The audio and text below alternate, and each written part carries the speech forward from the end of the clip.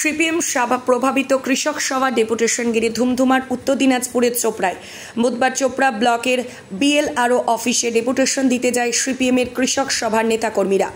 কৃষক সভার নেতৃত্বের দাবি তাদের ঢুকতে বাধা দেওয়া হয়েছে। পাশাপাশি তৃণমূল কংগ্রেসের তরফে ওই চত্বর থেকে পাল্টা স্লোগান দেওয়া হয় বলে অভিযোগ। ঘটনায় ব্যাপক উত্তেজনা তৈরি হয়। সেই সময় জোর করে ঢুকতে গেলে বাম কর্মীদের সাথে পুলিশের ব্যাপক ধস্তাধস্তি হয়। তীব্র ঘৃণা প্রকাশ করছি এই চোপড়া থানার পুলিশকে এবং আগামী দিনে চোপড়া ব্লকের সমস্ত সাধারণ কৃষক সাধারণ মানুষকে সঙ্গে নিয়ে এই যে জমি মাফিয়া লুট চলছে এই লুটের বিরুদ্ধে বৃহত্তর আন্দোলন আমরা সংগঠিত করব। আপনার পরিচয় কি বলেন? সুরজিৎ কর্মকার, কৃষক সভা জেলা সভাপতি। না, আসলে ওরা তো ডেপুটেশনের শুধু নামটা, ওরা অ্যাকচুয়ালি এখানে বিশৃঙ্খলা সৃষ্টি করার জন্য আসছিল।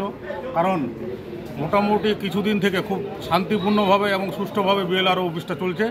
যেহেতু ওনাদের হাতে কোনো ইস্যু নেই, তার জন্য ওনারা চাচ্ছেন এখানে আসে একটা বিশৃঙ্খলা সৃষ্টি হোক। কীভাবে দেখছেন?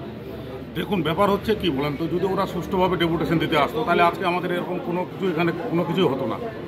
ওখানে সমস্ত ওদের যতজনেই ওনারা আসছিলেন, ওদের যেটা উদ্দেশ্য ছিল যে ওনারা সবাই মানে আমাদের বিএলআরও সাহেবের চেম্বারে ঢুকবেন, তো সেটা তো হয় না। একটা প্রতিনিধি দল আসবে, সেই জন্য পুলিশ গেটটাকে ব্যারিকেড করছিল যে প্রতিনিধি দল আসুক, কিন্তু ওনারা ওই সময়ের মধ্যেই প্রতিনিধি দল না পাঠিয়ে উত্তেজিত হয়ে গেট টোকাটুকি করে এবং যেটা কয়েকটা গাড়ি ঘোড়া অবধি ওরা পাল্টি করে দিচ্ছে। তার জন্য একটু সাময়িক একটা উত্তেজনা হয়েছে, তো বাকি আর সেরকম কিছু হয়নি।